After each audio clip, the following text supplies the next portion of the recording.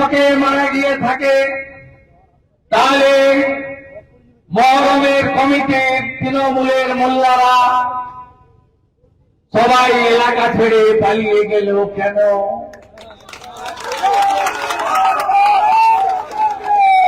ঘরগুলোতে তালা লাগানো কেন?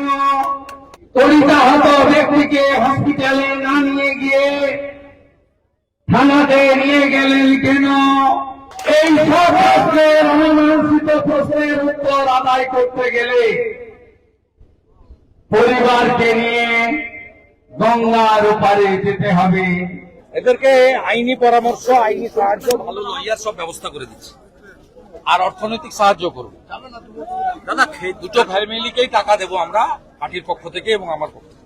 আজকে কেজরিকে পাল্টা বন্ধ করে দিতে মিছিল করছে। কোথায়? এই মিছিলে প্রচুর হিন্দু তৃণমূল আছে।